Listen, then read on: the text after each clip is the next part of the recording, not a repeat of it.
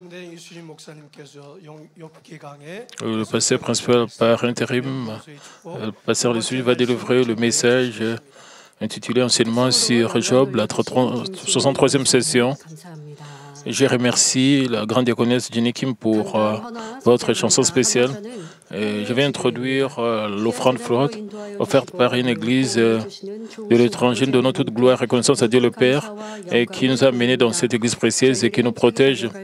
Nos remerciements vont au pasteur principal par intérim de courir avec le parole de vie et avec amour. Nous allons devenir des ouvriers précieux et qui vont accomplir la providence du temps, le temps de la fin. Pour célébrer notre 18e anniversaire, nous donnons cette offrande florale. Merci. La semaine passée, nous avons eu la célébration de notre 41e anniversaire le culte. Et dans chaque endroit, je pense que vous avez passé un dimanche heureux. Beaucoup de gens confessaient qu'ils étaient contents, ils étaient profondément émus. Et cette grâce ne peut venir que de Dieu le Père et c'est la plénitude du Saint-Esprit. Nous remercions Dieu le Père qui a permis que nous puissions voir une telle grande joie. Comme vous pouvez le voir sur l'écran, et ce sont nos membres qui se sont réunis dans les églises branches, dans les sanctuaires locaux. Partout, ils ont eu des moments joyeux pour le dimanche de notre anniversaire, de notre 41e anniversaire. Aussi, notre comité de performance artistique a préparé un spectacle merveilleux en nous donnant l'espoir du ciel. Pensant à leur performance, je pense que beaucoup de membres de l'Église ont été impressionnés par des nouveaux visages des jeunes adultes, aussi des étudiants. Ils étaient contents. Et cette Église, Dieu le Père nous a bien élevés et a toujours fourni a toujours pourvu à nos besoins. Et les frères et sœurs du comité de performance qui sont transformés par la parole de Dieu et se sont bien préparés.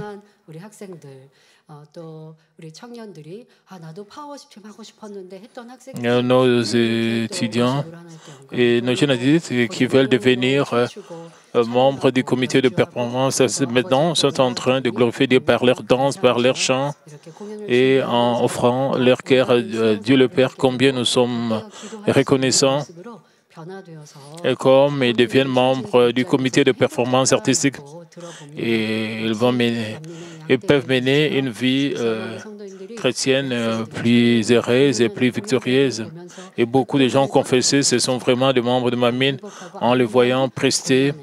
Et je pense que vous étiez très contents en voyant leurs belles performances.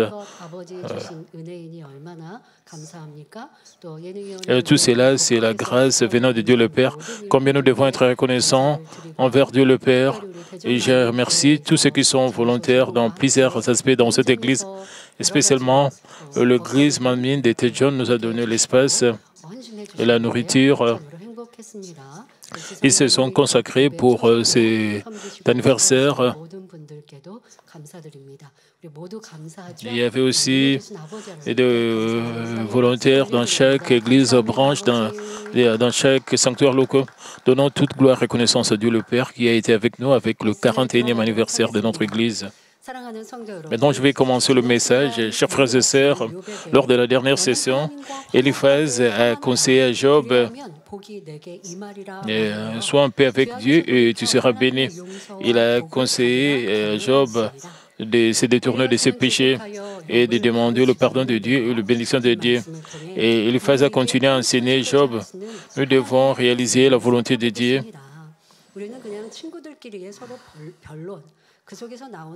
Nous pouvons penser et comme une dispute entre les amis, c'est plus que cela. Et nous devons réaliser la volonté de Dieu. Et quel genre de leçon Dieu veut que nous puissions apprendre de cette scène. À partir de leur conversation, nous pouvons trouver la vérité et des contre-vérités. Nous devons savoir ce qui est vrai, ce qui est faux et ce que Dieu veut que nous puissions apprendre de leur conversation en rejetant toutes sortes de contre-vérités et en nous détournant de nos péchés et en plaisant Dieu. Quel genre de bénédiction Dieu va nous donner? Je pense que vous allez faire de ce message votre pain spirituel et que vous serez bénis spirituellement et matériellement.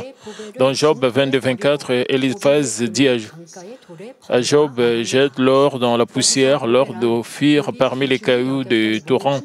Le premier or du verset représente tout ce que Job avait chéri. Cela fait référence à sa famille, ses trésors, son pouvoir, et sa renommée, etc. De plus, la poussière est le contraire de l'or. Cela fait référence à l'état de néant dans lequel quelqu'un a été abaissé. Eliphaz voulait dire que Job devait considérer toutes les choses qu'il avait chéries auparavant, ses trésors intérieurs, comme n'étant rien, afin de revivre, afin de sortir de son angoisse. Et quand les gens sont essaient de s'abaisser, mais beaucoup de gens ont des ressentiments, ils nourrissent des remords, c'est parce qu'ils ont des problèmes au lieu de. Donc, Eliphaz a dit à Job, arrête d'être arrogant. Si tu t'humilies, tu auras la paix avec Dieu. Si tu t'abaisses, et à travers les paroles d'Eliphaz, 오빌의 금을 강가의 돌에 버리라는 말은 무슨 뜻일까요? 오빌은 금이 많이 산출된 지역이었습니다. Alors, que signifie jeter l'or d'Ophir parmi les cailloux? Ophir est une région où de grandes quantités d'or est extraites. Donc, dans le verset, jeter l'or parmi les cailloux de torrent signifie considérer l'or comme des cailloux, parce qu'Eliphaz pensait à tort que Job avait ressemblé ses trésors et son or de manière injuste et lui conseillant de tous les jeter. Mais à ce stade, Job n'avait que la peau et les os et était revêtu de verre. Comment aurait-il pu avoir de l'or ou des trésors? Eliphaz parlait de manière figurée de la façon dont Job devait se débarrasser de son désir de richesse et d'honneur, de son orgueil et de son cœur arrogant. Et cette parole elle-même est la vérité.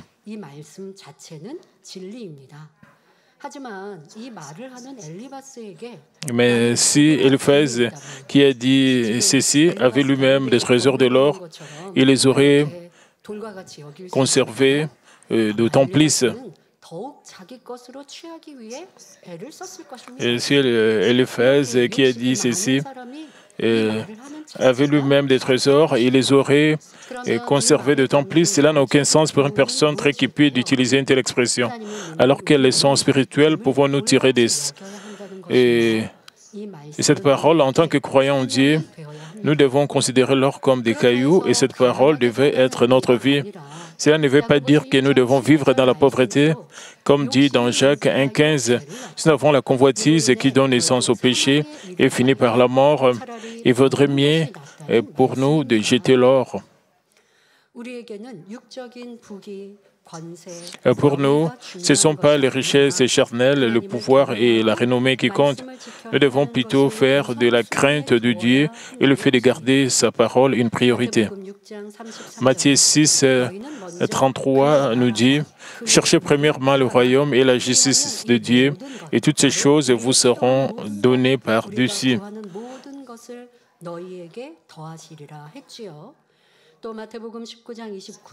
Nous trouvons aussi dans Matthieu 19, 29, « Et quiconque aura quitté à cause de mon nom, ses frères ou ses sœurs, ou son père, ou sa mère, ou sa femme, ou ses enfants, ou ses terres, ou ses maisons recevra le centuple et héritera la vie éternelle. » Et par conséquent, si nous aimons Dieu d'abord, rejetons la vilité du monde et les choses charnelles et nous consacrons toute notre vie au Seigneur. Dieu ne se contente pas de recevoir cela. Selon notre foi, notre amour et nos actes, il nous donne une bonne mesure, précieuse, sécure et qui déborde et nous rembourse 30 fois 60 ou même 100 fois. Eliphaz a ensuite expliqué en détail quelle bénédiction viendrait si quelqu'un faisait ce qu'il dit dans le verset 24. Jette l'or dans la poussière, l'or d'Ophir parmi les cailloux des torrents. Nous lisons dans Job 22, 25, « Et le Tout-Puissant sera ton or, ton argent et ta richesse. » À savoir, il voulait dire que si Job se débarrassait de ce qu'il considérait comme des trésors, comme la richesse, la renommée, le pouvoir, Dieu deviendrait ses trésors et son argent, afin qu'il ne manque de rien du tout.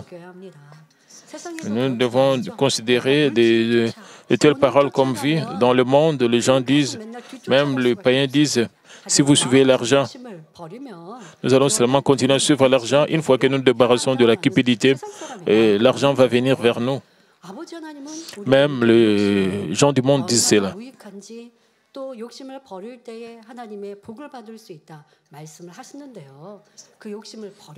Dieu nous dit, si nous nous débarrassons de la cupidité, nous serons bénis. Une fois que nous nous débarrassons de la cupidité, nous serons bénis.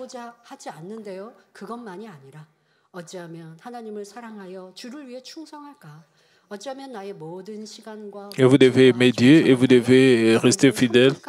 Vous devez consacrer votre argent, votre temps, votre talent à Dieu. C'est de cette manière que vous allez vous remplir de l'Esprit. Alors Dieu le Père va pourvoir à tous nos besoins nécessaires.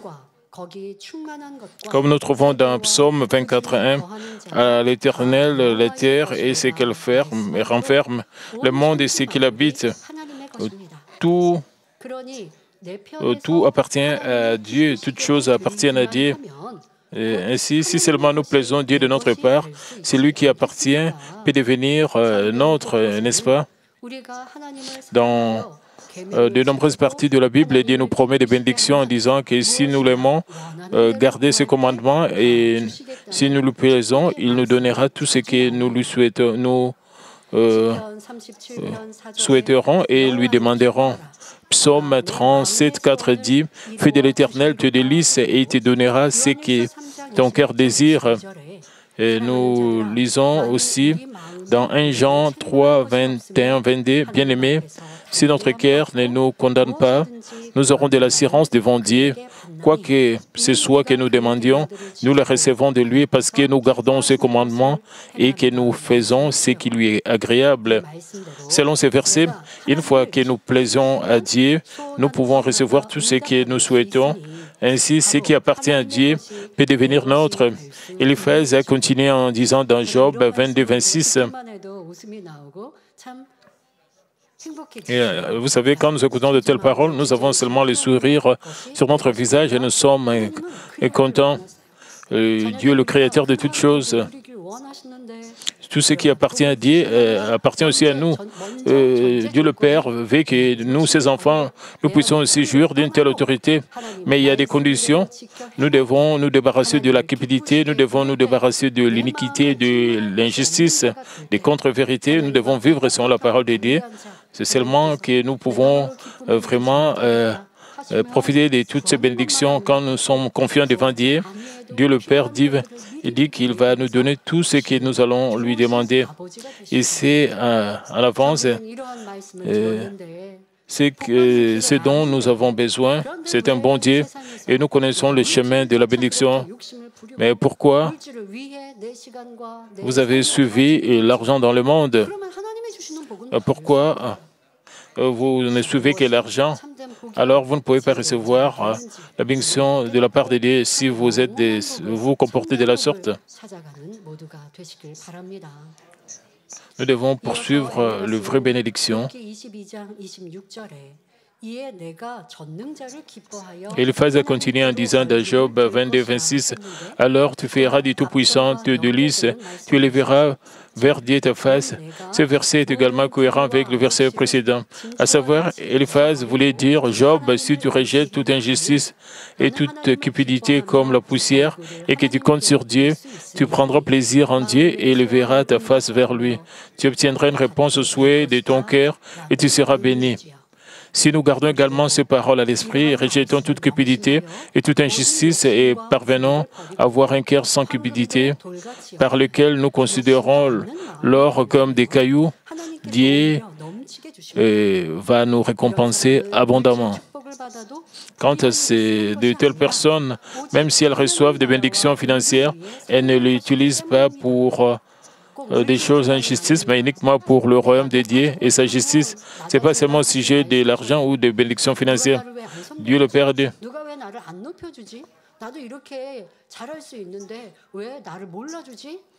Pourquoi quelqu'un ne me lève pas? J'ai fait un très bon travail. Pourquoi personne ne me reconnaît? Qu'est-ce que Dieu le Père dit? Dieu, c'est toute chose. Dieu vous observe et c'est toute chose. 인정하시고 높이시고 세우십니다. 누구 사람에게 줄 서서가 아니고 사람에게 내가 좋은 점을 알려서가 아니고 저 사람이 나를 몰라서 나를 안 세워주나가 아닙니다. 하나님께서 보장하시고 역사하시는 거죠. 주의 종들이 성도에게 사랑받는 것은 성도들을 위해 복 빌어줄 때 Pasteur, vous voulez être aimé par vos membres. Et comme ils prient, ils reçoivent des réponses. Quand vos membres sont dans des problèmes, vous, en tant que pasteur, et vous priez pour eux et ils reçoivent des réponses et vous serez aimé par vos membres. Ils vont dire, et chaque fois qu'ils ont des problèmes, ils vont aller vers le pasteur des paroisses et ils seront très reconnaissants d'avoir un tel pasteur. Nous devons être garantis par Dieu.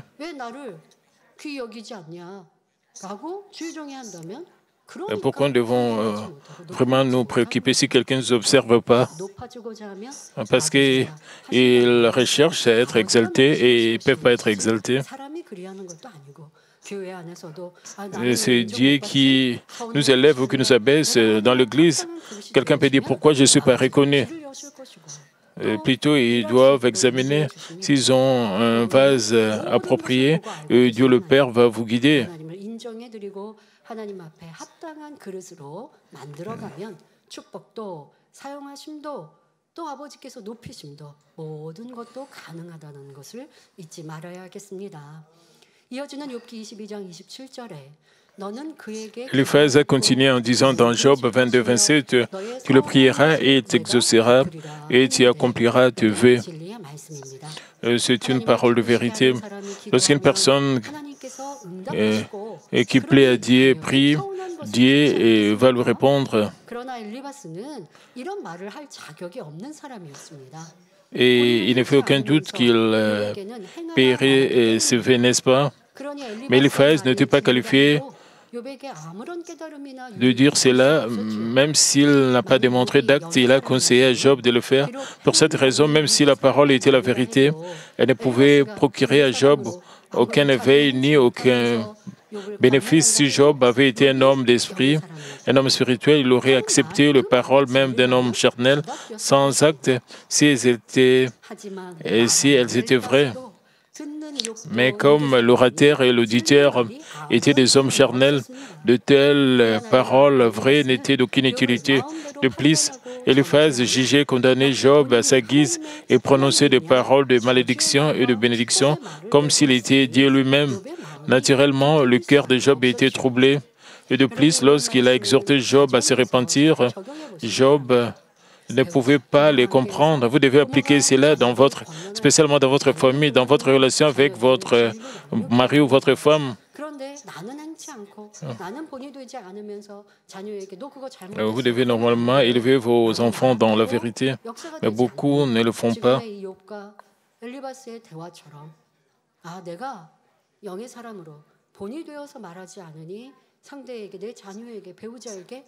Et vous devez être vous-même un modèle, un exemple, même si vous dites quelque chose. Si vous n'êtes pas un exemple, un modèle, alors ça sera très difficile pour que vos paroles puissent avoir un effet. Premièrement, vous devez vous-même être transformé. La dispute entre Job et Eliphaz, bien qu'Eliphaz n'a pas montré d'acte, mais il a conseillé à prodiguer des conseils. Avec ces signes, nous devons nous examiner nous-mêmes, nous devons aussi examiner nos vies. Et naturellement, Job a été dérangé de son cœur, et même quand il a exhorté Job à se repentir, Job ne pouvait pas le comprendre. Eliphaz a dit, Job, si tu te repens, Dieu va te pardonner. Job ne pouvait pas accepter cela. La raison en était qu'en réfléchissant sur lui-même, Job avait découvert qu'il n'avait jamais quitté Dieu ni renié Dieu. Il n'y avait pas non plus d'injustice en lui. Et je pensais que Eliphaz les comprenait très mal. Il ne pouvait pas se repentir. Ainsi, même si Job disait à Job, répands-toi et détourne-toi du mal, alors tu prospéreras à nouveau et tu recevras des bénédictions. En quoi cela pouvait-il servir à quelque chose de plus? Job a mal compris que Dieu est celui qui bénit le méchant et qui a méprisé et maudit le bon. Donc, et Job a très mal compris que c'est Dieu qui est celui qui bénit le méchant et qui méprise. Et en d'autres termes, Job pensait qu'il était bon, mais il avait tout perdu, avait été gâché par la malédiction de Dieu. Ainsi, il ne pouvait pas du tout être d'accord avec Eliphaz qui disait qu'ici s'est débarrassé de ses péchés, il serait béni. Si Eliphaz voulait convaincre Job, il devait lui-même donner une explication claire des raisons pour lesquelles les arguments de Job n'étaient pas corrects, comme s'il voulait le voir et le toucher. La raison en est qu'un homme charnel ne peut comprendre ce qui est visible, ne peut comprendre que ce qui est visible est tangible, et surtout Eliphaz lui-même aurait dû agir selon la parole. Mais comme Eliphaz n'était pas une personne aussi spirituelle, même si sa parole elle-même était juste, elle n'a eu aucun impact sur Job. C'est la même chose lorsque nous partageons l'évangile avec les gens. Nous devrions nous-mêmes d'abord donner l'exemple en agissant selon la parole, puis leur montrer les preuves afin qu'ils puissent croire au Dieu vivant. Une grande partie des connaissances et du bon sens que les gens ont acquis dans le monde entrent en conflit avec la parole de Dieu qui est la vérité. Alors que quelqu'un croit que ce qu'il a appris dans le monde est juste, si nous disons « vous n'avez pas raison », cela ne fait que l'amener à nous défier encore plus. Par exemple, lorsqu'une personne croit en l'évolutionnisme et pense que Dieu n'existe pas, nous devons expliquer logiquement pourquoi Dieu est notre Créateur et lui montrer des preuves convaincantes du Dieu vivant. De plus, lorsque nous voyons une personne qui comprend mal Dieu dire juste que les gens l'adorent uniquement, il est égoïste, ou parce que la Bible vous dit d'abandonner vos familles et vos terres, Dieu est mauvais. Nous devons lui expliquer le sens spirituel, la signification spirituelle de ces paroles et briser leurs fausses idées. C'est seulement alors qu'ils pourront vous et moi, nous avons envie, et c'est seulement alors qu'ils pourront reconnaître Dieu, le Créateur de tous leurs cœurs, réaliser que Dieu est bon. Car vous et moi avons vu d'innombrables signes, prodiges et manifestations de la puissance dans cette Église où les paroles de vie sont proclamées. Nous avons pu briser nos pensées charnelles et posséder la foi spirituelle. De même, pour briser les pensées charnelles des gens, implanter la foi en eux et planter la foi en eux, il est vraiment crucial que nous représentons des preuves claires parallèlement à la prédication de la parole. Même notre Jésus a manifesté des signes de prodiges après avoir prêché la parole. En montrant Jean des preuves convaincantes, il a confirmé la parole. La raison est comme indiqué dans Jean 4, 48. Si vous ne voyez de miracles et de prodiges, vous ne croyez point. Les gens ne peuvent pas croire s'ils ne voient les œuvres toute puissance de Dieu, puisque Dieu qui est esprit n'est pas visible. Jésus a montré le Dieu vivant en montrant des signes et des prodiges visibles, en guérissant le malade, en accomplissant des œuvres impossibles à l'homme. À l'époque, les gens étaient divisés en deux catégories. Ceux qui avaient un bon cœur croyaient et acceptaient Jésus, tandis que les gens au cœur méchant et arrogant devenaient jaloux de lui et l'ostracisaient. 어떤 이는 하나님의 아들이라 믿기도 했고 또 그렇지 않다 할지라도 하나님이 보내신 분이야. 저는 큰 선지자야라고 인정하는 걸 볼 수 있지요. 이렇게 이 복음이 참이라는 것이 하나님의 증거, 권능으로 나타난다는 건 참으로 큰 복입니다. 이런 하나님의 살아계신 역사를 볼 수 있다라는 건 특별한 은혜입니다. Le fait que nous pouvons voir les œuvres de Dieu Tout-Puissant, c'est une grande bénédiction. Toutes les églises doivent expérimenter le Dieu vivant. Ils doivent voir des signes de prodiges. Ils doivent pas seulement, les églises ne doivent pas enseigner de croire en Dieu par connaissance. Ils doivent voir la main de Dieu. Ils doivent voir le preuve que Dieu est vivant, des signes, des prodiges, des miracles. Comme je l'ai dit lors du 41e anniversaire de notre église, 41년 동안 쉼 없이 나타났으니 la puissance de Dieu a été manifestée pendant les 41 ans de ce mystère. Pourquoi vous devez trouver que votre vie chrétienne est difficile ou exigeante? Dieu est vivant, c'est la chose la plus importante. Et quand nous possédons cela, c'est fait que Dieu est vivant. Nous ne pouvons jamais nous décourager parce que Dieu est là. Dieu est là pour résoudre tous nos problèmes. Peu importe combien de fois nous disons je crois en Dieu, Dieu ne reconnaît pas cela si nous ne vivons pas selon la foi. Dieu a dit, si vous m'aimez, vous devez garder mes commandements. Nous devons voir la preuve de notre foi. Quelle est cette preuve? Nous devons vivre selon la parole de Dieu. Nous devons rejeter toute forme de mal, mais beaucoup de chrétiens ils confessent leur amour à Dieu et au Seigneur, mais vivent encore dans le péché. Leur façon de vivre n'est pas différente des païens. Et Dieu sait s'ils ont une vraie foi ou pas, parce que certains chrétiens vivent seuls comme des païens. Nous pouvons voir le Dieu vivant et nous pouvons nous débarrasser de nos pensées charnelles. Nous pouvons briser même nos pensées charnelles en voyant les œuvres puissantes de Dieu. Jésus n'a pas seulement prononcé des paroles, mais il a prononcé des preuves convaincantes que Dieu est vraiment vivant. Et il y avait des gens qui étaient divisés en des catégories.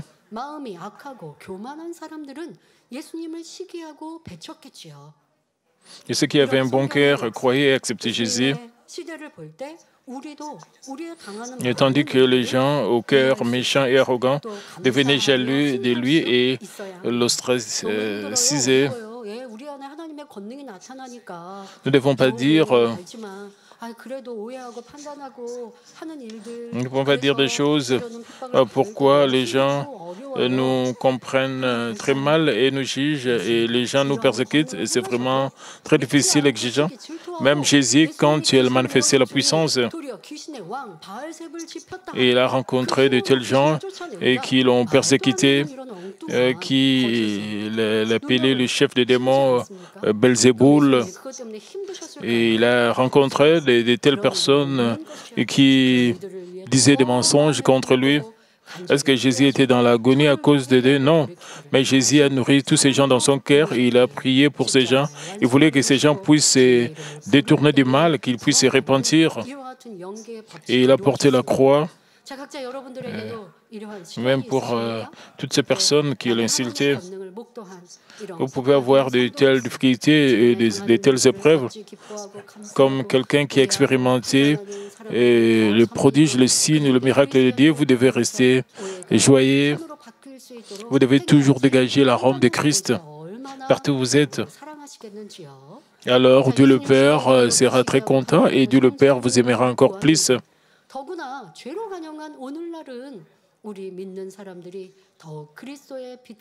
Et de plus, dans cette génération où les péchés sont endémiques, nous croyons devons donner l'exemple en émettant d'autant plus la lumière et l'arôme de Christ. Ce n'est que lorsque nous montrons des signes, des prodiges et des manifestations de puissance que nous pouvons implanter la foi dans le cœur des gens. Ainsi, vous tous, sans parler du pasteur et des ouvriers de l'Église, vous devrez aspirer à des niveaux spirituels aussi profonds et les atteindre. Nous ne devons pas avoir peur de persécutions et de jugements. Nous devons connaître les principes spirituels. Parce que nous manifestons la puissance de Dieu, l'ennemi diable, Satan, nous apporte des entraves. Et dans le verset suivant, Job 22-28, Eliphaz dit « À tes résolutions répondra le succès, sur tes sentiers brillera la lumière ». Sa remarque ici s'appuie également sur ce qu'il a dit au verset 24 « Jette l'or dans la poussière, l'or d'Ophir parmi les cailloux du torrent ». Eliphaz disait que si Job agissait selon cette parole, il recevrait tout ce pourquoi il a prié et verrait le plan de son cœur se réaliser. Et à mesure que la lumière brillerait sur son chemin à venir, ses jours futurs seraient irradiés. Dans votre vie, vous pouvez avoir beaucoup de problèmes, même si vous vous inquiétez aussi des choses, même si vous essayez de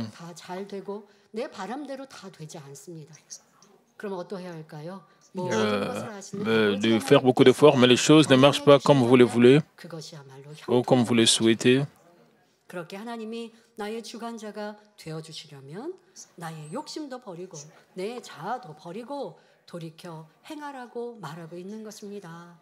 Nous devons nous débarrasser de notre ego, de notre moi. Bien sûr, bien entendu, cette remarque elle-même était la vérité, mais comme Eliphaz l'a prononcée sans avoir agi en conséquence, Job ne pouvait pas avoir de rêves. Comme je l'ai mentionné plus tôt, un homme spirituel accepte toute parole de vérité, même si elle est suggérée par une personne qui n'agit même pas en conséquence. Mais Job était un homme charnel et n'avait pensé qu'au mauvais comportement de ses amis. Ainsi, la parole d'Eliphaz n'avait aucun effet. Puisque Job et ses amis n'avaient pas le Saint-Esprit dans leur cœur, ils étaient incapables de discerner les choses par eux-mêmes et de réveiller les autres. Si vous et moi, qui avons le Saint-Esprit dans le cœur et connaissons la vérité, attendons de tels conseils, quel en sera le résultat? Si nous nous réveillons au milieu des œuvres du Saint-Esprit et obéissons, nous nous repentirons et ferons demi-tour, même si nous sommes au milieu de preuves et de tribulations ou dans la vallée de l'ombre de la mort. Même si les paroles des autres nous attaquent, nous allons obéir, nous allons dire Amen, nous allons nous détourner de notre voie et nous serons vraiment bénis. De plus, à mesure que nous devenons convenables devant Dieu et nous le plaisons, Dieu restaurera à nouveau les choses. Et comme le dit 1 Jean 3, 21 à 22, si nous n'avons rien à condamner devant Dieu, même si c'est comme si vous perdez toute chose, si vous vous repentez complètement, amèrement, et vous vous détournez du mal, vous agissez dans la lumière, Dieu va tout restaurer et va vous restaurer et va vous bénir. Comme dit dans 1 Jean 3, 21, 22, si nous n'avons rien à condamner être condamnés devant Dieu, nous gagnons en confiance et recevons tout ce que nous lui demandons. La raison en est que si nous devenons de telles personnes, nous demanderons quelque chose uniquement dans la volonté de Dieu, quelle qu'elle soit.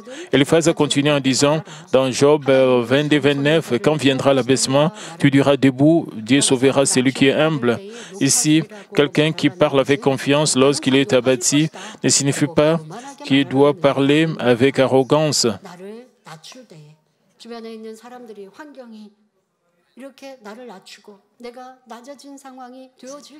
Mais quand notre environnement et les gens tout autour de nous nous abaissent, mais Eliphaz voulait dire que lorsque les gens abaissaient Job, ils devaient croire que Dieu les relèverait. Vous ne devez pas mal comprendre ceci.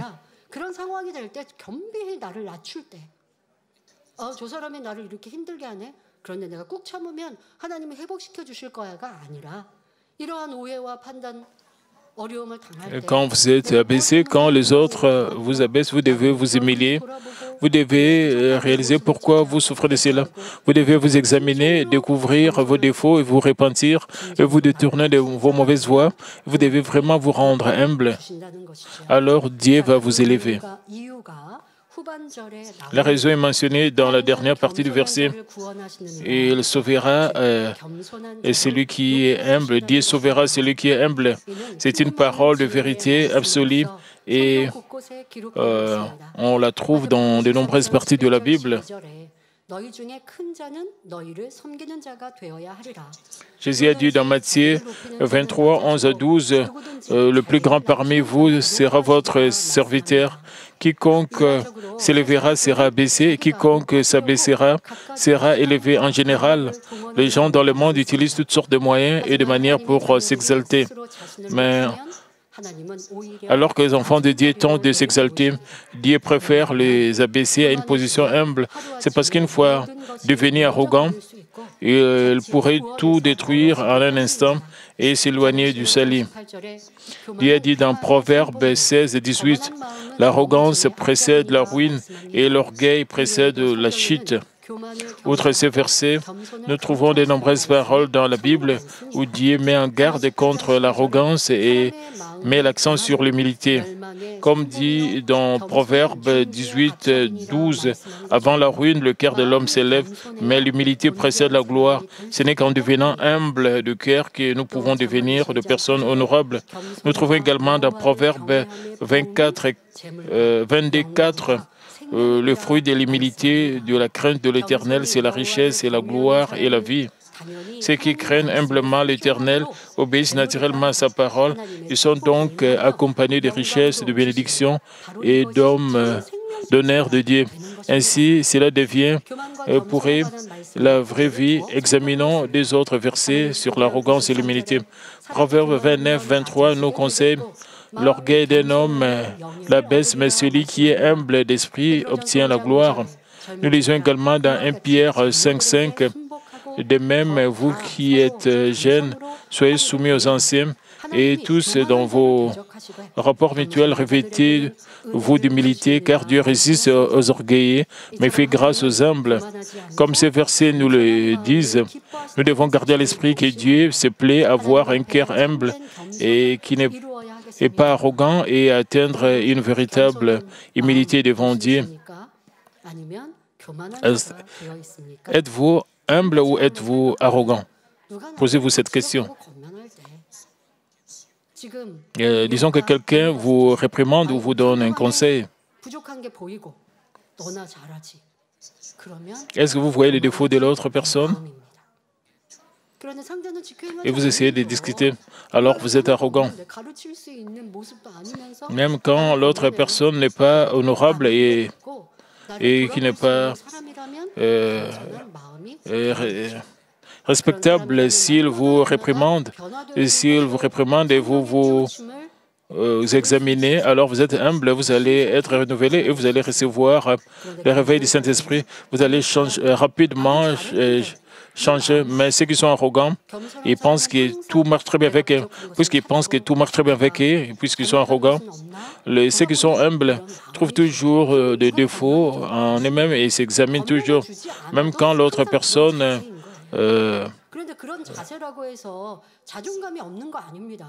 une autre personne fait des réprimandes et ce n'est pas qu'il se sous-estime.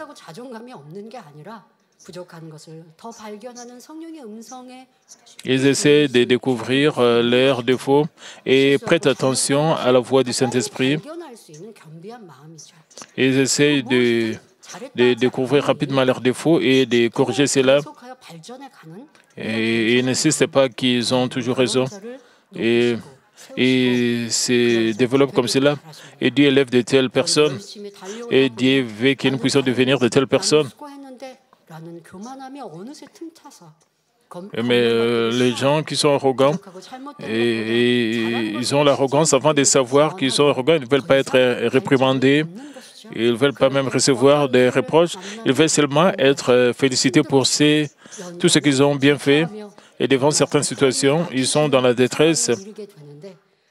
Ceux qui sont arrogants, et ils sont dans une situation comme si Dieu les avait abaissés. Ça, c'est l'arrogance.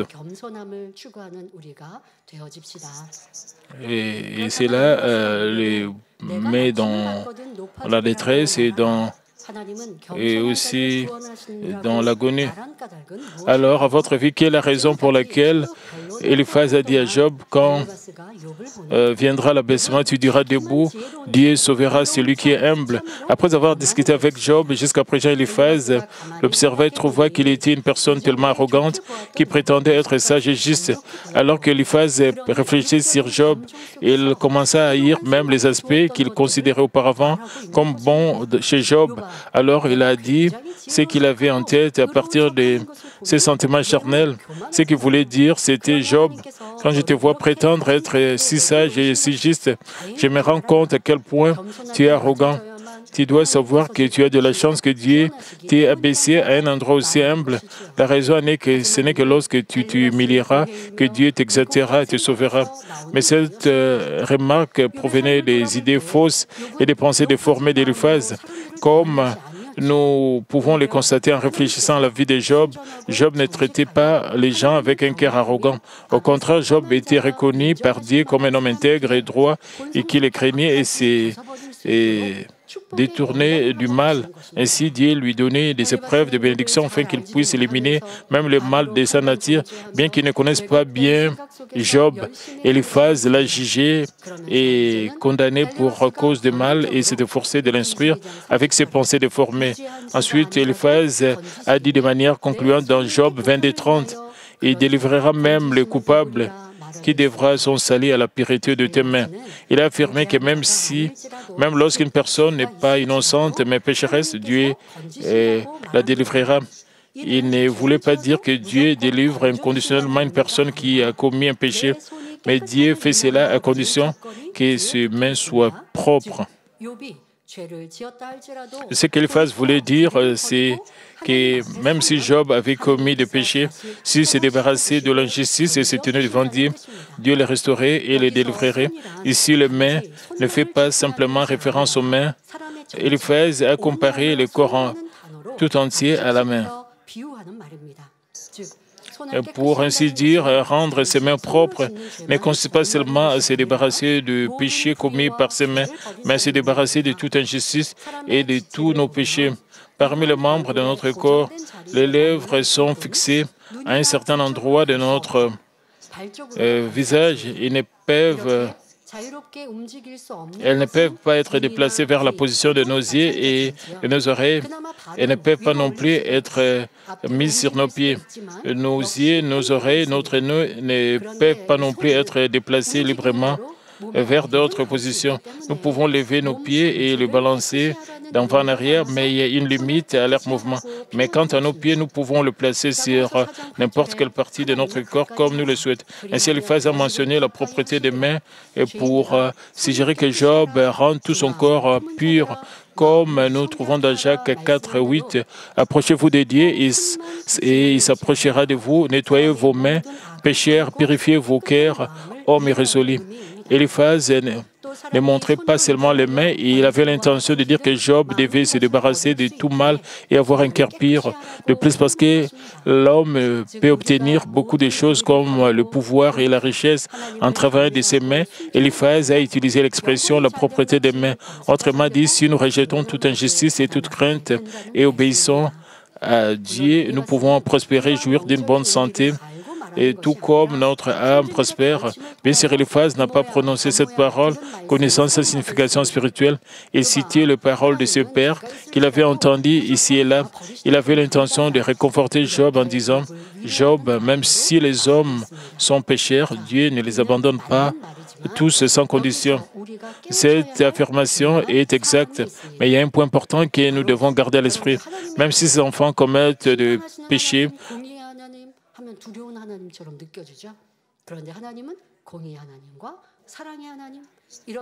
Dieu est le Dieu de justice et en même temps, Dieu est le Dieu d'amour. Nous devons voir Dieu avec ces deux aspects. Une fois que ces enfants se détournent de leur péché, Dieu leur pardonne. Ça, c'est juste. Mais en même temps, au même moment, nous devons garder quelque chose en esprit.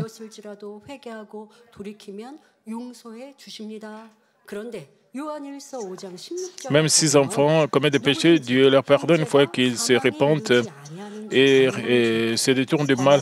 Mais nous trouvons dans 1 Jean 5,16, si quelqu'un voit son frère commettre un péché qui ne mène point à la mort, qu'il prie, et Dieu donnera la vie à ses frères.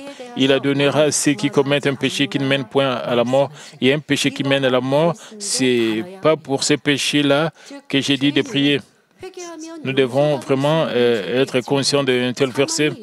En effet, il n'y a pas seulement de péchés qui peuvent être pardonnés par la repentance, mais aussi de péchés dont une personne ne peut se repentir ou dont elle ne peut se détourner. Si les enfants de Dieu qui ont reçu le péché et appris la vérité commettent des péchés graves qui le privent du salut, ils commettent des péchés qui mènent à la mort.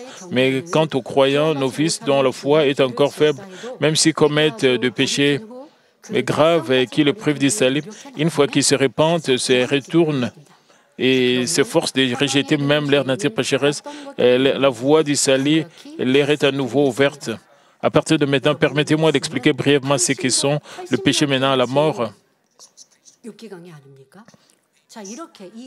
Et cela a été prêché dans les années 1980. Nous avons appris la parole de Dieu de manière précise de la fondation de l'Église. Beaucoup d'églises disent que Dieu nous pardonne. Une fois que vous vous détournez, Dieu vous pardonne, c'est juste. Mais après être pardonné, si vous commettez le péché menant à la mort, vous ne pouvez pas être sauvé, vous devez savoir cela. Nous devons apprendre ces deux choses. Mais certaines personnes ne savent pas tous ces... Parce qu'ils commettent encore le péché menant à la mort, ils commettent encore ce péché menant à la mort, ils pensent qu'ils seront sauvés et ils continuent à mener leur vie chrétienne. C'est pour cela que les églises doivent enseigner de manière correcte pour que les gens puissent obtenir le salut. 더 아버지 기뻐하시는 모습으로 변화되는데 이루음이다라고 느껴야 하고 감사히 받아야 합니다. Vous devez savoir que ces messages sont bénéfiques pour nous parce que cela peut nous changer. Premièrement, ce sont les cas où une personne crucifie à nouveau le Fils de Dieu et lui fait ouvertement honte. Nous lisons dans Hébreux 6, 4, 6, « Car il est impossible que ceux qui ont été une fois éclairés, qui ont goûté les dons célestes, qui ont eu part au Saint-Esprit, qui ont goûté la bonne parole de Dieu et la puissance du siècle présent, et qui sont tombés, soient encore renouvelés et amenés à la repentance, puisqu'ils crucifient pour leur part le Fils de Dieu et l'exposent à l'ignominie. À quiconque accepte Jésus-Christ, Dieu lui donne le Saint-Esprit dans son cœur comme un don, et alors qu'il mène une vie chrétienne fortifiée par l'Esprit, il expérimente des œuvres étonnantes. En recevant le Saint-Esprit, il peut être guéri de ses maladies ou comprendre des messages spirituellement profonds. Après avoir reçu le Saint-Esprit, il y a une grande différence. Avant de recevoir le Saint-Esprit, les gens ne peuvent pas écouter la parole de Dieu et accepter cela. Mais après avoir accepté le Saint-Esprit, il y a un changement. Étant rempli de l'Esprit, il peut répondre, il peut résoudre ces divers problèmes, expérimenter les dons du Saint-Esprit. Même après avoir participé au Saint-Esprit et goûté aux choses spirituelles, il peut à nouveau se lier d'amitié avec le monde et devenir dégénéré. C'est crucifier à nouveau le Fils de Dieu et le mettre ouvertement dans la honte. Pour vous donner un exemple plus précis, disons qu'il y a une personne qui a mené une vie chrétienne sérieuse, mais à un moment donné, il laisse entrer les choses du monde et finit par être pire que les gens du monde. Même s'il connaît le ciel, l'enfer et la parole de vérité, il cède aux tentations du monde et quitte son Église et quitte Dieu et devient dégénéré, déshonorant ainsi Dieu de toute évidence. Dans un tel cas, il peut être incité par Satan non seulement à commettre toutes sortes de péchés, mais aussi à régner Dieu et à persécuter et calomnier sévèrement l'Église et les croyants. Et cela inclut en particulier le pasteur et les ouvriers de l'Église qui étaient autrefois reconnus pour leur foi. Ils ont reçu la grande grâce de Dieu et ont directement expérimenté les œuvres indéniables du Saint-Esprit, mais ont trahi Dieu. Ceux qui déshonorent Dieu en dépassant les limites de leur méchanceté ne reçoivent pas l'esprit de repentance. À titre d'exemple typique, Judas Iscariote regrettait profondément d'avoir vendu son maître pour 30 pièces d'argent, mais il n'a pas reçu un esprit de repentance et n'a pas été pardonné.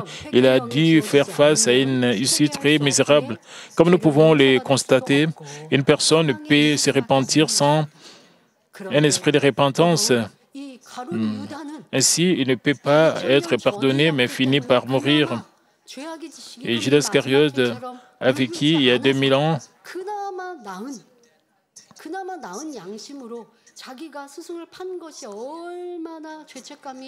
Il avait une conscience. Il avait des remords de conscience en vendant son maître. Il avait au moins une conscience, mais de nos jours, les gens n'ont même pas la conscience, même quand ils font le mal. Mais cela ne leur dit aucune chose. Vous ne devez pas devenir dégénéré comme cela.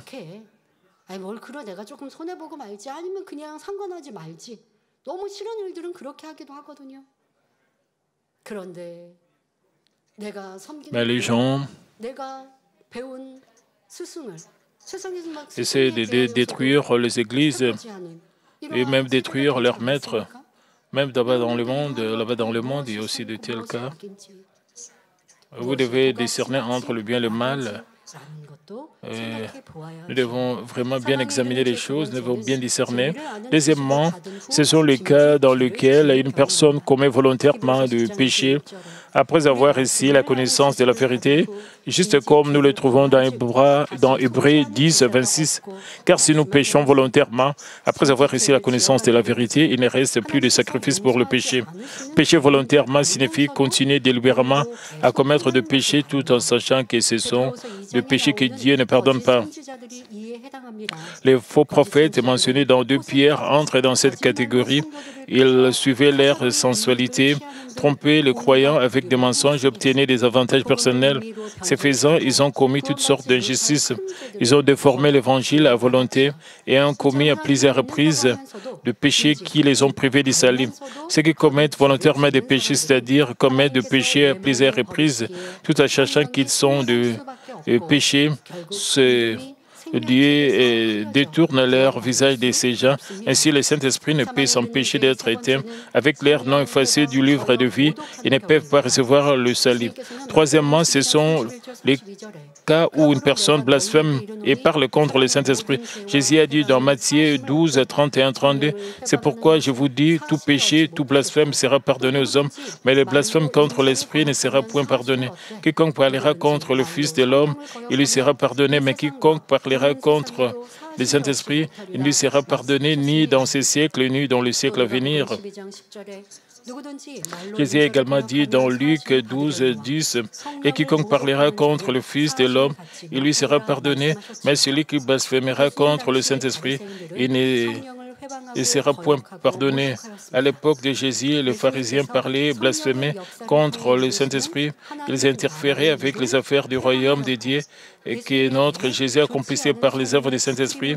En répandant de mauvaises rumeurs sur Jésus, ils ont empêché les gens de croire que Jésus était le Messie.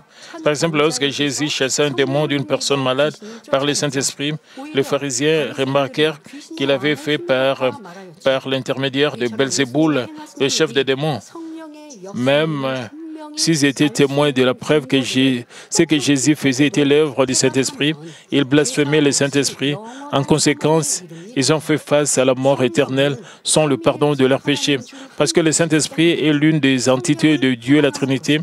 Blasphémer contre le Saint-Esprit équivaut à blasphémer contre Dieu.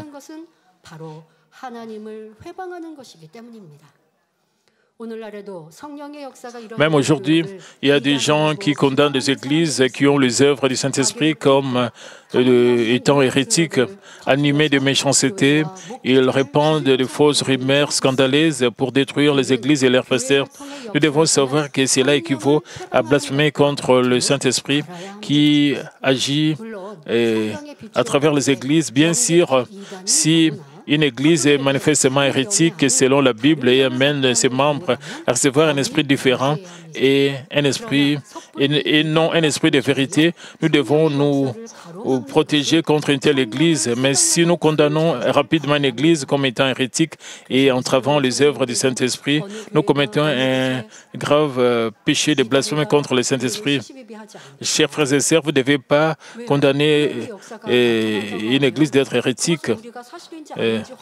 Et quand il y a les œuvres de Dieu dans une telle église, si nous ne pouvons pas confirmer si ces œuvres sont vraies ou pas, nous ne devons pas immédiatement, rapidement condamner une église. Nous devons vraiment bien discerner les choses.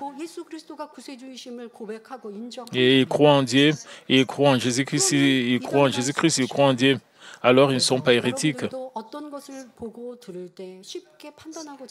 Si vous voyez, vous entendez, vous ne devez pas être rapide à juger de telles églises. Et si les œuvres du Saint-Esprit ont lieu dans cette église, il y a des réponses, il y a des œuvres de Dieu, les gens reçoivent des guérisons et glorifient Dieu dans ce. Est-ce que nous sommes en train de faire des mises en scène? Si nous faisons cela, nous serons vraiment... tout sera cela mis à nu, parce que si nous sommes en train de tromper, si quelqu'un interfère, empêche les œuvres de Dieu, quand j'écoute, je reçois de tels rapports, mon cœur est vraiment navré parce que ce sont des péchés qui privent du salut. Quand les gens font cela, nos cœurs sont vraiment brisés en ayant de tels rapports. Et je suis très reconnaissant que Dieu continue à montrer ses œuvres, des œuvres qui ne peuvent pas être accomplies par l'homme. Parfois, quand nos membres sont blessés, et essaie de recevoir l'opération, mais à travers la reine de guérison divine, en recevant la prière, l'un de nos pasteurs, il témoigne aussi de la guérison. Et nous ne montons pas des choses ici. Nous ne sommes pas en train de fabriquer. Et nous sommes très désolés que nous ne pouvons pas partager tous les témoignages. Et quand quelqu'un interfère avec l'Église, cela n'est pas juste. Quand cette Église montre vraiment la puissance de Dieu. Ce n'est pas parce qu'une personne agit et commet un péché menant à la mort que Dieu l'abandonne immédiatement et le réveille à plusieurs reprises, qu'il puisse se repentir et se détourner du mal. Mais s'il continue à pécher, sa conscience étant brûlée comme avec un fer rouge, il ne peut pas recevoir le salut. Par conséquent, nous devons garder à l'esprit que même si nous confessons croire en Jésus-Christ, nous commettons l'égalité, commettons de péchés menant à la mort, nous ne pouvons pas recevoir le salut. Quand nous rejetons la cupidité, nous allons recevoir des bénédictions. Quand nous nous débarrassons de l'arrogance, nous devenons humbles, Dieu va nous élever. Et quand nous nous détournons de nos péchés, notre Dieu d'amour nous réconforte. Et avec le salut et la paix, nous devons aussi savoir qu'il y a des péchés qui peuvent être pardonnés. C'est la justice de Dieu. Et Dieu nous juge selon son amour. Dieu le Père veut que ses enfants puissent les connaître vraiment et qu'ils puissent être proches de lui. Et je veux qu'ils puissent comprendre l'amour et la justice de Dieu de cette manière et qu'ils puissent développer une relation intime avec Dieu. Et j'espère que vous allez recevoir tout ce que vous allez demander à Dieu et vous allez vivre dans la grâce de Dieu. Prions tous concernant ce message. Père éternel, merci pour ce message combien important. Merci, Père, permet que nous puissions comprendre que tu es le Dieu d'amour, le Dieu de la justice, tu es le Dieu qui pardonne. Permet que nous puissions toujours nous repentir de nos péchés. Permet que nous puissions être humbles, que nous ne soyons pas arrogants, que nous puissions nous abaisser, Père, devant toi, parce que c'est toi qui nous exalte. Père, c'est toi qui nous élèves, Père, et permet que nous puissions toujours nous rapprocher de toi, Père, avec un esprit humble, que nous puissions toujours nous abaisser devant toi et que nous puissions dépendre complètement de toi. Aide-nous à changer complètement, Père. Permets que nous puissions te glorifier dans tout ce que nous allons faire. Permets que nous puissions suivre, Père Seigneur, et nous puissions garder tes commandements, que nous puissions vraiment vivre selon ta parole, Père.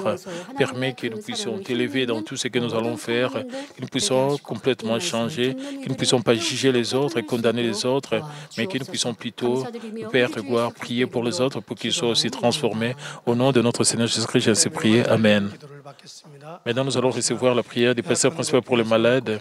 Et si vous êtes malade, posez vos mains sur vos parties malades. Si vous n'êtes pas malade, posez votre main sur votre poitrine et recevez cette prière avec foi pour le désir de votre cœur. Alléluia, Dieu Tout-Puissant, Dieu d'amour, s'il te plaît, pose ta main sur tout le croyant qui reçoit cette prière maintenant. Montre tes œuvres transcendant le temps, l'espace, et pour tous ceux qui reçoivent cette prière, synergicienne, Internet via satellite, les églises, branches, les sanctuaires locaux, et surtout aux enfants de Dieu partout à travers le monde. Donne-leur la foi de croire du fond de leur cœur. Chasse tout ce qui est pensée négative et doute. Chasse tout ce qui est test preuve.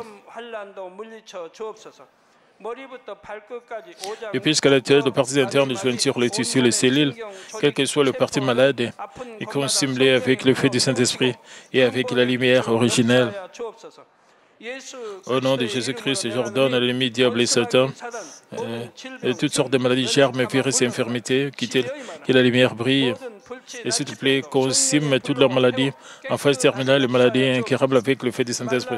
Chasse tout ce qui est maladie endémique, y compris la malaria, toutes les maladies contagieuses, telles que le rhume, la grippe, la fièvre, et qui les protège de toutes sortes de germes et de virus. Gardez tout ce qui est cancer d'estomac, des poumons, des seins, d'intestin, sida, leucémie, apoplexie cérébrale, hypertension, hypotension, diabète, problèmes de thyroïde, des cœurs, problèmes des poumons, maladies des femmes, toutes sortes d'inflammations des femmes, quittez-les.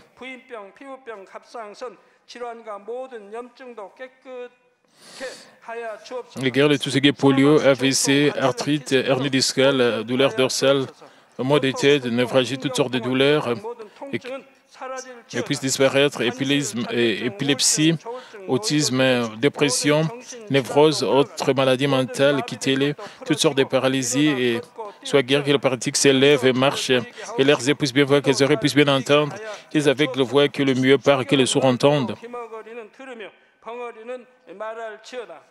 Et guéris les effets secondaires de toutes sortes d'accidents, guéris leurs os fracturés, permet que la sensation des chaleurs puisse disparaître.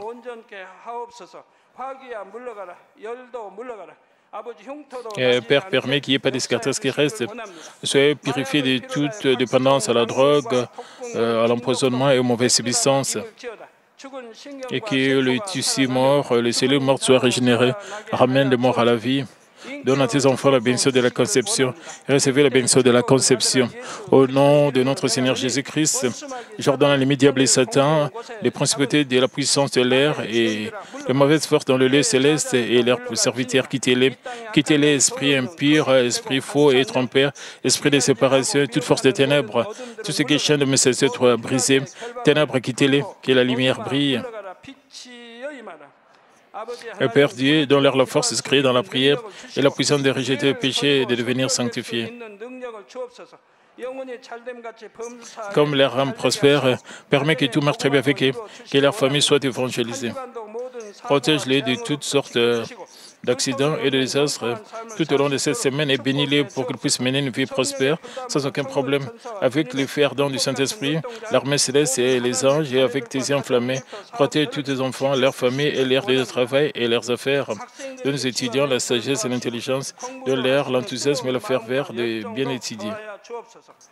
S'il te plaît, garde leur cœur, leurs pensées des choses mondaines et permets qu'ils puissent t'aimer avec plus de ferveur. Que tes enfants mangent ou boivent, quoi qu'ils fassent, et permets qu'ils puissent le faire pour te glorifier, Père Dieu. Qu'ils soient capables de témoigner au sujet des dieux vivants en disant « J'ai rencontré, expérimenté Dieu, j'ai reçu ses réponses et ses bénédictions. » Et Père Dieu, merci, et sois glorifié toi seul. Au nom de notre Seigneur Jésus-Christ, j'ai ainsi prié. Amen.